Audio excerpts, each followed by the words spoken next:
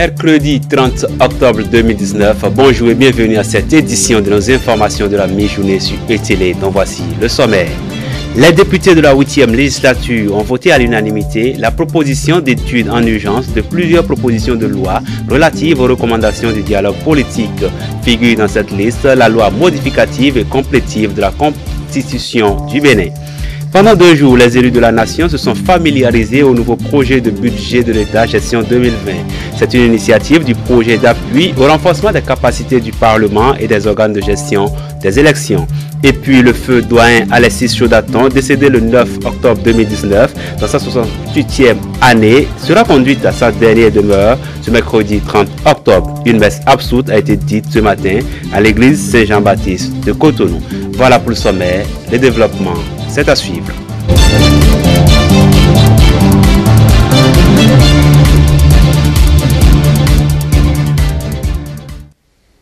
Fidèles téléspectateurs, bonjour et bienvenue à cette édition. Heureux de vous retrouver.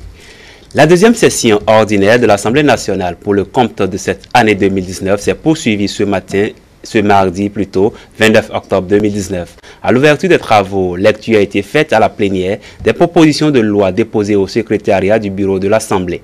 Entre autres propositions, l'étude en procédure d'urgence de la loi modificative et complétive de la Constitution du Bénin. Les députés de la 8e législature du Bénin s'inscrivent dans la même dynamique que le président de la République d'apaiser l'atmosphère politique et sociale. Ils veulent donner corps aux recommandations du dialogue politique et traduire en actes le rapport transmis au chef de l'État par les experts.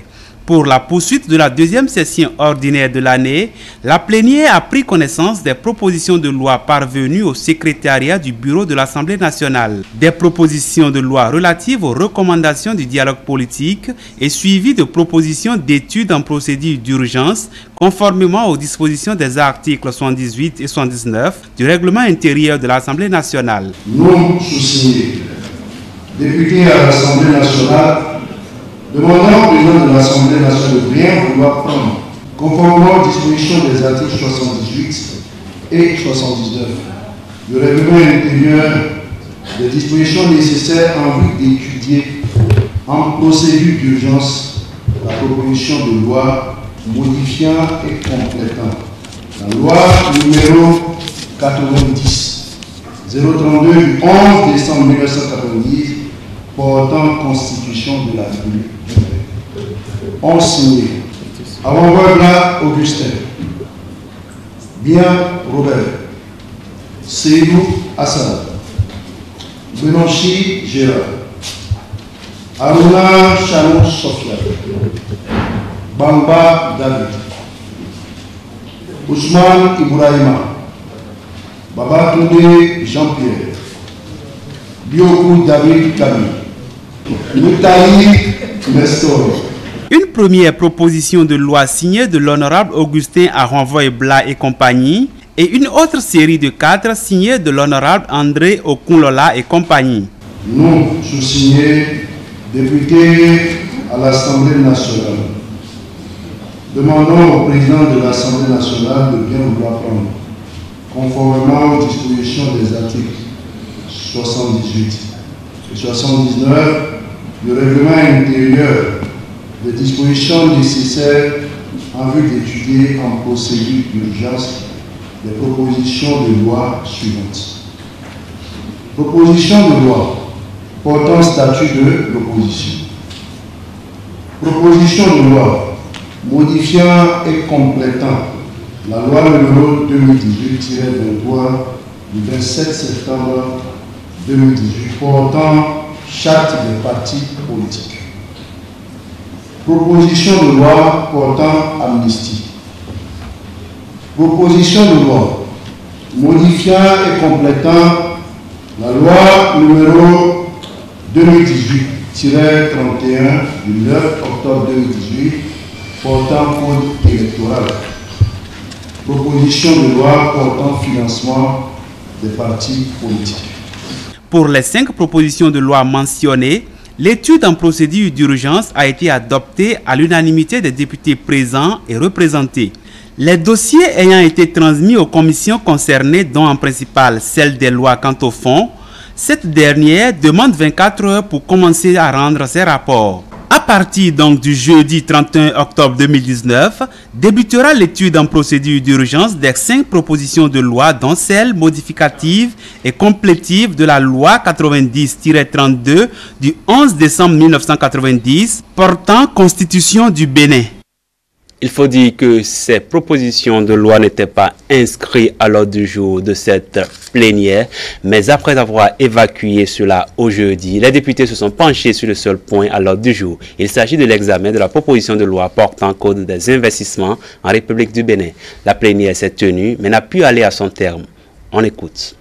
Le Bénin a envie de faire face à la mondialisation et à l'industrialisation galopante. Le gouvernement actuel y met toute la volonté pour cet objectif et les représentants du peuple en sont conscients. Cet arsenal juridique que constitue le Code des investissements dans le monde des affaires, plus qu'une volonté, est une nécessité pour le Bénin. La richesse est créée par des entreprises privées. Comment est-ce que les entreprises pourraient participer à la création de la richesse si elles n'ont pas des mesures d'accompagnement de la part des gouvernants?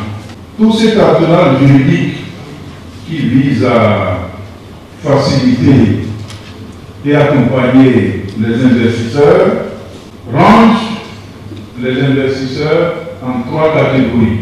L'objectif principal du secours des investissements est de favoriser et de promouvoir les investissements productifs, l'investissement vert et socialement responsable, la création d'emplois durables et décents, la production des biens compétitifs pour le marché intérieur et l'exportation.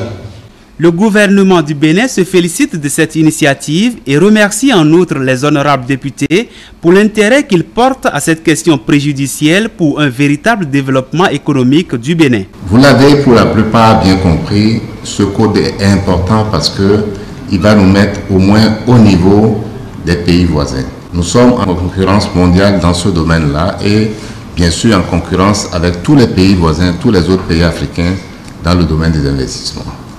Si nous n'avons pas un code meilleur que les autres, plus attractif, eh bien les investisseurs, y compris même les investisseurs nationaux, iront ailleurs.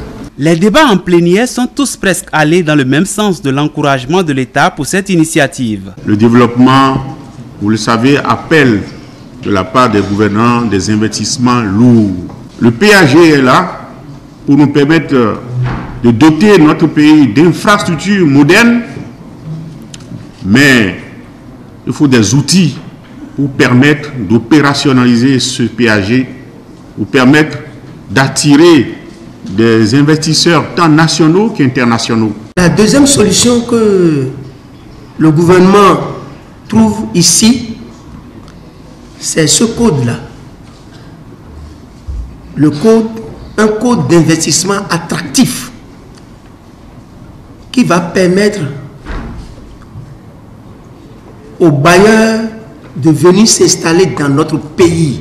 C'est un document de 6 titres avec un peu moins de 60 articles. Un code des investissements qui vient combler certainement un vide et apporte beaucoup plus de garanties aux investisseurs. Un nouvel ordonnancement juridique qui fera du Bénin une destination privilégiée en termes d'investissements locaux et extérieurs. Tout ceci mis ensemble renforce le caractère on ne peut plus important de ce dossier qui, au dit des députés, ne saurait être expédié. Je voudrais vraiment, encore une fois, en appeler à la responsabilité, à l'indulgence de la commission du plan et de vous-même, Monsieur le Président, pour qu'après ce débat général, que nous voyons comment est-ce que nous allons essayer de faire une parenthèse. Une requête de suspension accordée à l'étape des débats avec un report sine-die de l'examen de la loi portant Code des investissements en République du Bénin.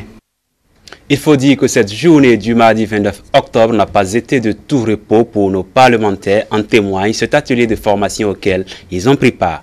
Le projet d'appui au renforcement des capacités du Parlement et des organes de gestion des élections vient à la rescousse des élus de la 8e législature pour les aider à mieux examiner le budget de l'État exercice 2019-2020.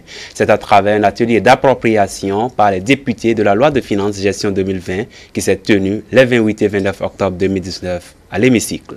Donner aux parlementaires de la 8e législature les moyens et outils nécessaires pour mieux lire et comprendre le budget de l'État exercice 2019-2020, dont le vote aura lieu très bientôt au Palais des gouverneurs, c'est l'objectif de cet atelier de 2 jours. Atelier d'appropriation par les députés du contenu du projet de loi de finances gestion 2020, initié par le projet d'appui au renforcement des capacités du Parlement et des organes de gestion des élections. Au cours de ces 48 heures, les parlementaires ont eu droit à plusieurs communications qui leur ont permis de comprendre dans les moindres détails le niveau d'exécution à mi-parcours de la loi de finances 2019, mais aussi d'appréhender les nouveaux points et axes stratégiques sur lesquels la nouvelle loi de finances, celle de 2020, compte s'exécuter. Dans ce nouveau budget de l'État à venir, certaines dispositions de l'ancienne ont été reconduites. D'autres par contre sont supprimées, comme l'exonération du matériel informatique, mais en dépit de tout, une part belle est faite au social. Ce sont donc 2 jours où les élus de la nation se sont véritablement instruits et aguerris en attendant la séance plénière proprement dite d'examen d'adoption de la loi de finances exercice 2020. Dans un tout autre volet, le directeur général de la police républicaine imprime sa marque de rigueur dans sa troupe. Le moindre laxisme est réprimé, en témoigne le récent redéploiement enregistré dans la commune d'Abomey-Calavi. Suivons ici le commentaire de Eli Adjiran. Le contrôleur général de police Soumaïla Yaya, directeur général de la police républicaine, continue de nettoyer son écurie. Par arrêté en date du 28 octobre 2019, il a procédé au remplacement de certains de ses collaborateurs. Le divisionnaire Lucien Bounou a été limogé ainsi que son adjoint. Ils étaient respectivement directeur départemental de l'Atlantique de la police républicaine et directeur départemental de l'Atlantique de la police républicaine adjoint. 3 autres commissaires ont été relevés de leurs fonctions. Il s'agit des capitaines de commissariat des arrondissements de Ouedo, Togba et Alada. Ces commissariats seront désormais respectivement dirigés par le capitaine Ikililou Adenika, le capitaine Apollinaire Dosuyovo et le capitaine Sabi Fulbert Konto. Dans la même foulée, Soumaïla Yaya a dirigé ce lundi une réunion de commandement avec ses chefs d'unité de la police républicaine. Une rencontre qui a permis à la hiérarchie policière de peaufiner à nouveau des stratégies pour lutter efficacement contre l'insécurité, notamment au regard de l'imminence des fêtes de fin d'année. S'inscrivant dans une démarche préventive, la police républicaine devra donc renforcer son dispositif sécuritaire pour faire reculer le grand banditisme et garantir la quiétude dans les localités du pays. Ainsi, les cadres à divers niveaux de la police républicaine ont reçu des instructions fermes de la part de leur hiérarchie pour garantir la sécurité des populations qui sont aussi appelées à prêter main forte aux policiers. Toutes ces actions combinées de la haute hiérarchie policière témoignent et démontrent à suffisance l'intérêt que revêt la sécurité et la quiétude des populations béninoises. Le professeur Dorothée Sosa était ce mardi 29 octobre 2019 sur le plateau de la chaîne nationale pour expliquer tous les pans du rapport du comité d'experts qu'il a coordonné. Mao Fabiola Boussari a suivi de bout en bout l'émission et vous propose les grandes lignes. Suivons. Grand oral du professeur Dorothée Sosa, facilitateur du dialogue politique tenu les 10, 11 et 12 octobre 2019 et coordonnateur du comité d'experts qui a procédé à la formulation technique des recommandations de ce dialogue. Pendant au moins 48 minutes, il est revenu sur les grandes lignes du rapport du comité d'experts dont la mise en œuvre de certains points nécessite la révision de la Constitution. Une retouche constitutionnelle qui, à chaque fois qu'elle est évoquée, dégoûte les Béninois. Mais pour qu'on n'en arrive pas là, le comité a pris une double précaution pour rassurer les uns et les autres. Nous reconnaissons que l'idée de retoucher la Constitution, ça rebute les Béninois. Les Béninois n'aiment pas entendre ça. Mais il y a une raison à cela. Ils ne veulent pas de la confiscation du pouvoir. Et c'est pour ça que nous vous proposons, pour y arriver, de les rassurer et de leur dire: écoutez, on va réviser la Constitution, mais on y met des verrous. On y met des verrous. De sa vie, personne ne peut faire plus de 2 mandats. C'est clair, on a ajouté donc ce bout de phrase. De sa vie, on ne peut pas faire plus de 2 mandats. Et en plus, on a dit que ce n'est pas une nouvelle Constitution qu'on met en place. On ne fait que modifier la Constitution actuelle. On ne crée pas une nouvelle République. Donc ce n'est pas une deuxième république qui suit celle de 1990. Le chef de l'État lui-même, donc vous l'avez entendu, ne voudrait pas qu'on parle de révision de la Constitution si ces précautions ne sont pas prises. L'organisation des élections générales souhaitées par les acteurs politiques constitue un point dont la réalisation passe par la retouche constitutionnelle. L'objectif des politiques en instituant ce point est de mettre un terme au cycle coûteux d'élections au Bénin.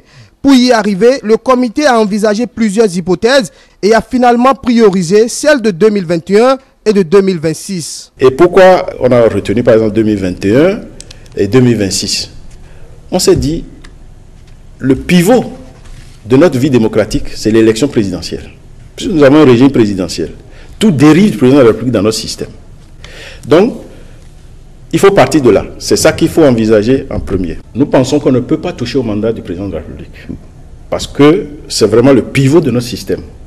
Par conséquent, si on doit aligner les mandats, il faut le faire en tenant compte du fait que ce mandat-là est intangible.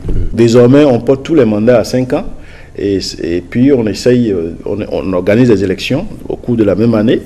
On peut organiser les élections législatives, communales, municipales, locales dans un premier temps. Et puis quelques mois plus tard, organiser l'élection présidentielle.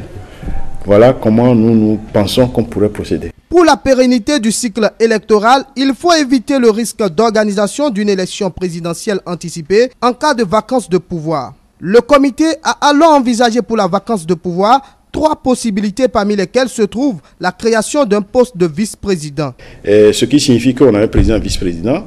Nous n'inventons rien. Dans ce pays, on a connu ça dans notre histoire déjà. Le ticket présidentiel. Si vous regardez autour de nous, au Nigeria, il y a ce système, au Ghana, il y a ce système, en Côte d'Ivoire, il y a ce système. Donc c'est tout à fait envisageable. On ne serait pas singulier en allant dans cette direction-là. Donc on peut envisager un ticket présidentiel, quitte à bien définir donc, ce qu'on prévoit comme attribution du vice-président. Il doit être élu en même temps que le président de la République. Maintenant, il faut faire en sorte qu'il n'y ait pas de conflit entre les deux. Donc là, il faut veiller à ce que les compétences du vice-président soient bien limitées, et c'est ce que nous avons proposé, que ça soit bien limité. Le chef de l'État peut lui déléguer certaines tâches, ainsi de suite. Et donc, globalement, ce qui est important, c'est qu'il soit là pour qu'en cas de vacances, parce que vous ne pouvez jamais dire qu'il n'y aurait jamais de vacances. Et donc, en cas de vacances, donc, il y a la préservation de notre calendrier électoral.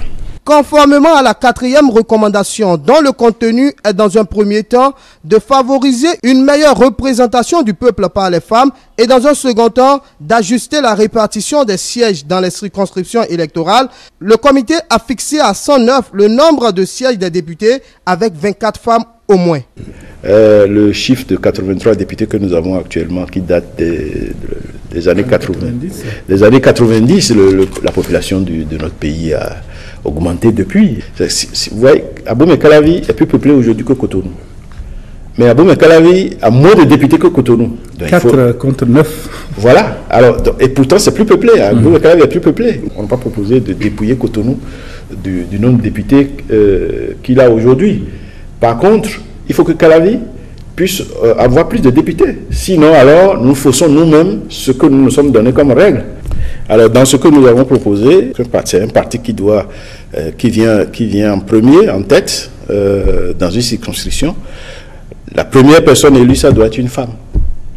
Rien n'a été laissé en rade. La question des doublons sur la liste des partis politiques, le parrainage des processus de l'élection du président de la République, la loi sur l'amnistie, le statut de l'opposition, tout le rapport a été décrypté. La balle est maintenant dans le camp de l'Assemblée nationale qui doit jouer sa partition pour l'atteinte des objectifs.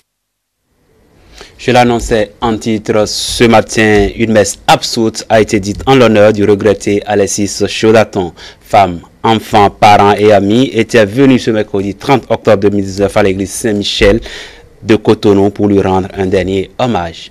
On suit Latifou Boni. Il avait été dans le quotidien des Béninois à travers la radio, la télé et les sports. Attachement à une grande voix qu'on pouvait encore vérifier ce mercredi matin à l'église Saint-Jean de Cotonou. À cette étape du chemin qui le conduit à sa dernière demeure, le Bénin était là. Ses parents, collègues, responsables sportifs, mais largement au-delà des anonymes. La douleur que le Seigneur inflige à ses fils en de pareils événements, un signe, dira le prêtre célébrant. Lorsque Jésus mourut en laissant un grand cri sur la croix, il déchira le rideau de la mort et élargit la scène dans un regard qui embrasse le ciel et la terre. Le rideau de la fin de la vie n'a plus le dernier mot. La mort est transformée vers la vie éternelle. La prière nous garde dans l'espérance d'une rencontre dans l'éternité. Voilà, frères et sœurs, chers amis, ce que nous célébrons aujourd'hui dans ces funérailles est ce que l'Église proclame avec éclat lors des messes de funérailles. L'amour est vainqueur, il ne passera jamais. La mort, début d'une vie autre mais douloureuse, signe fort par lequel Dieu nous rappelle son attachement à nous, ses créatures. L'église Saint-Jean, église de Alex Chaudaton, pleure son rappel, grand moment de souvenir de ce qu'il fut professionnellement et humainement. C'est parce que c'est un monsieur très simple qui a vécu et a travaillé comme il le faut, et j'espère que le Seigneur l'accueillera. Et c'est vrai que c'est la fin. Toute personne, tout individu est appelé à cela. Ben, il est allé, que sa mémoire et son souvenir demeurent.